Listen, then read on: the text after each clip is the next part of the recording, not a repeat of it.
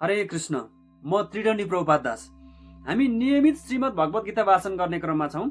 यसै क्रममा आज हामी श्रीमद् भगवत गीता अध्याय 2 श्लोक नम्बर 9, 10 र 11 वाचन गर्दैछौँ। कृपया ध्यानपूर्वक सुन्नुहोला। अध्याय 2 श्लोक नम्बर 9 यस प्रकार रहेको छ। सञ्जय उवाच एवमुक्त्वा ऋषिकेशं गुडाकेश परन्तपः न योत्स्य इति गोविन्दम उक्त्वा तुष्णी बभुवः। यसको शब्द अर्थ यस प्रकार रहेको छ।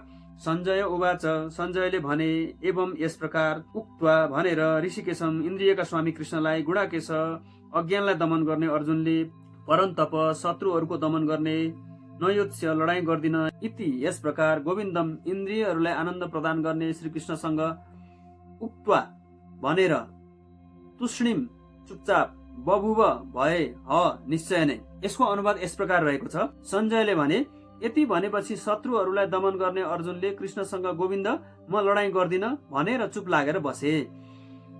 यसको तात्पर्य इस्कोन फाउन्डर आचार्य श्रील प्रभुपादले दिनुभएको छ। अर्जुन युद्ध गर्न गइरहेका छैनन्, बरु युद्धभूमि परित्याग गरेर भिक्षावृत्ति अङ्गाल्न लागिरहेका छन् भन्ने कुराको जानकारी पाएर धृतराष्ट्रलाई निकै प्रसन्नताको अनुभव भएको हुनुपर्दछ। तर सञ्जयले अर्जुन परन्तप हुन्, उनी शत्रुहरूलाई मार्न निपुण छन् भन्ने कुरा गरिदिएर उनलाई फेरि निराश बनाइदिए। अर्जुन केही समयका लागि पारिवारिक स्नेहका कारणले उत्पन्न शोकबाट अभिभूत भए पनि उनी शिष्य बनेर परम गुरु भगवान श्रीकृष्णका शरणमा परेका छन्। यसले के देखाउँछ भने उनी पारिवारिक स्नेहबाट उत्पन्न शोकबाट छिटै नै मुक्त हुन्छन् र आत्मसाक्षात्कारको पूर्ण ज्ञान वा कृष्ण भावनाबाट प्रदीप्त भएर अवश्य लडाईँ गर्नेछन्। यसरी भगवान श्रीकृष्णबाट शिक्षित भएर अन्त्यमा अर्जुनले लडाईँ गर्नेछन् भन्ने कुराले धृतराष्ट्रको खुसियाली समाप्त हुनेछ। श्रीमद् भगवत गीता अध्याय 2 श्लोक नम्बर 10 यस प्रकार रहेको छ। तमुवाच ऋषिकेशः प्रहसन्निव भारत सेनयोरुभयोर्मध्ये विषीदन्तमिदं वच। यसको शब्द अर्थ यस प्रकार रहेको छ। तम उसलाई, उवाच भने, ऋषिकेश इन्द्रियहरूका स्वामी कृष्णले, प्रहसन हाँस्दै, इव जस्तै, भारत हे भरतवंशी धृतराष्ट्र, सेनयो सेनाहरूको, उभयो दुवै पक्षका, मध्ये बीचमा, विषीदन्तम शोकमग्न भएका, इदम यी निम्नलिखित, वच शब्दहरू। यसको अनुवाद यस प्रकार रहेको छ। हे भरतवंशी, त्यस समय दुवै तर्फका सैनिकहरूका बीचमा शोकमग्न भएका अर्जुनलाई कृष्णले हाँस्दै यी शब्दहरू भन्नुभयो।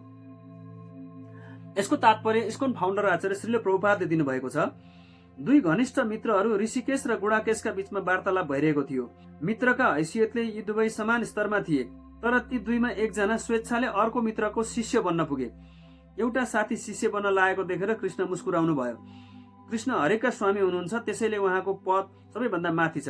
तापनि उहाँ आफ्ना भक्तहरूको चाहना अनुसार कसैको साथी, कसैको छोरा र कसैको प्रेमी बनिदिनुहुन्छ। तर जब उहाँलाई गुरुको रूपमा स्वीकार गरियो, उहाँले पनि तुरुन्तै गुरुको भूमिका निर्वाह गर्दै आवश्यकता अनुसार शिष्यसँग गम्भीरतापूर्वक कुरा गर्न सुरु गर्नुभयो।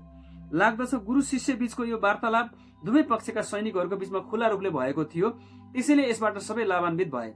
त्यसैले भन्न सकिन्छ यो भगवत गीताको संवाद कुनै एक व्यक्ति, समाज र जाति विशेषका लागि गरिएको नभएर सबैका लागि गरिएको हो। अतः शत्रु होस् वा मित्र, सबैलाई समान रूपले यो गीता संवाद सुन्ने अधिकार छ। श्रीमद् भगवत गीता अध्याय 2 श्लोक नम्बर 11 यस प्रकार रहेको छ। श्री भगवान उवाच अशोच्यानन्वशोचत्स्वं प्रज्ञावादांश भाषसे गतासु न गतासुश्च नानुशोचन्ति पण्डिता। यसको शब्द अर्थ यस प्रकार रहेको छ। श्री भगवान उवाच, भगवानले भन्नुभयो, अशोच्यान शोक गर्न लायक नभएकालाई, अन्वशोच तिमी शोक गर्दैछौ, त्वम तिमी, प्रज्ञावादान पण्डित वा ज्ञानीहरूका जस्ता कुराहरू, च पनि भाषसे भन्दछौ, गत गएको असुन प्राण, अगत नगएको असुन प्राण, च पनि न अनुशोचन्ती शोक गर्दैनन् पण्डिता विद्वानहरू। यसको अनुवाद यस प्रकार रहेको छ। भगवानले भन्नुभयो, तिमी कुरा विद्वानका जस्ता गर्छौ, तर जसका लागि शोक गर्नु आवश्यक छैन त्यसैका लागि शोक गरिरहेछौ। पण्डित जनहरू न जिउँदाका लागि शोक गर्छन्, न मरेकाका लागि नै शोक गर्दछन्।